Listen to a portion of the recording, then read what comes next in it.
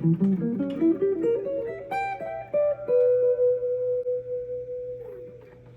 I've been working on Diminished. And the way I tend to use it is if you take like a B minor chord, I'll just go to a half step down to that major seventh, and then the Diminished is all just minor thirds. It's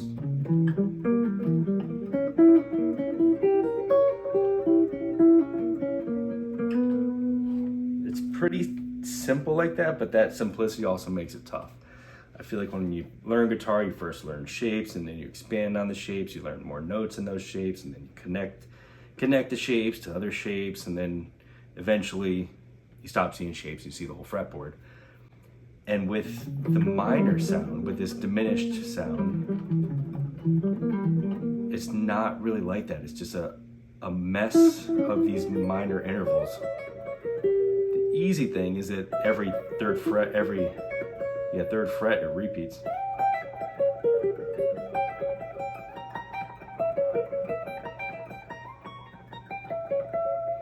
But for me, what I like to do is I like to know where I want to resolve it. So it's not just this random outside stuff that's just building tension and it goes nowhere, or I have to kind of fake my way out of it.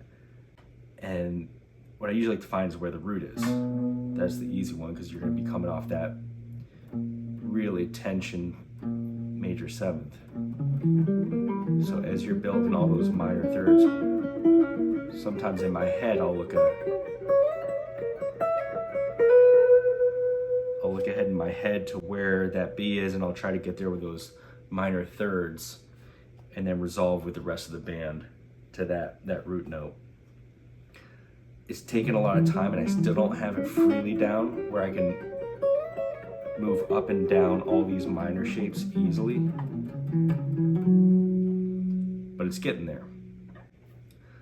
So if you know it's just minor thirds, you can also know like where it is on that resolving chord. So if you're resolving to B minor, it's going to be on the major seventh, it's going to be on the second, it's going to be on the fourth, it's going to be on the flat six, it's going to be on, then you're right back to that major seventh, and then you're on the second. So it just kind of repeats over and over. So if you're playing a minor sound, you know that one goes to the root. You know the second can go to a third, which is still kind of tensiony, but it works. You know the fourth can go to the fifth, or the flat six can go to the fifth. And then you're right back to that seventh, which goes to that root. So that's when I've been doing like as a couch exercise. When I'm mindlessly on the couch, I'll just work those arpeggios, just kind of play them for a while, and then see if I can resolve it somewhere. So that way I can get free with it. I feel like for me, a lot of stuff on guitar like this is something I just gotta do technique-wise over and over. There's that quote that it's, technique is something you do so that your body doesn't limit your body's expression of the soul. I want to get that down so that I'm just playing the sounds and I'm just emoting instead of having to think really hard about those specific licks. That's also why I don't like to just get stuck in those like repeating patterns, because I like to, however I'm feeling, I might want to move somewhere else. Another way to use it is if you're using a secondary dominant or a 5 chord, like the F sharp 7 to a B major, which could be a jazz thing, be like a 2-5-1. You can use that exact same pattern that we just used with that flat 7. But instead, now in your mind's eye, you might want to see the chord that you're playing over. And what those notes becomes, it becomes the flat 7 of that F sharp, and it becomes the flat 2nd, and it becomes the 3rd, and then it becomes the 5th, and then you got the flat 7th again, and then the flat 2nd. So you get most of those important notes of that chord. You get all those except for the root. The root is just sharped. But it's a diminished chord. It's a tension chord anyway.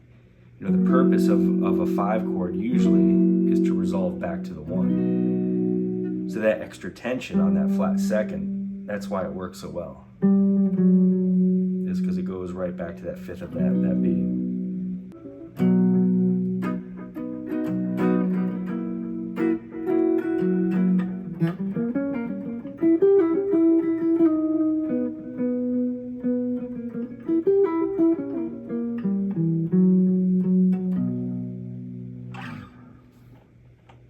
So I feel like I'm only like 50% there of getting that diminished sound down, but that's how I see it.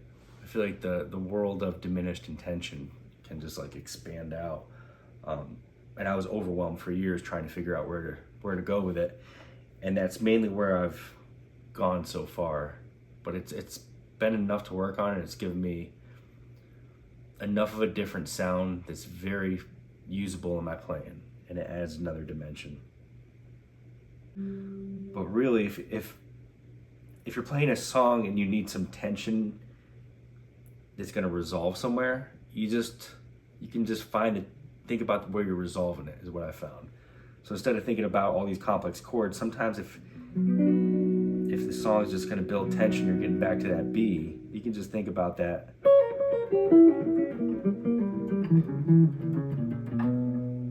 You can just think about the diminished that's going to resolve there, instead of thinking about maybe that secondary dominant. But yeah, that's the two parts, right? One part is you gotta conceptualize it in your head to know when to use it, and then the other part's getting it down under your fingertips. Then eventually, you get that down so much that you can just play.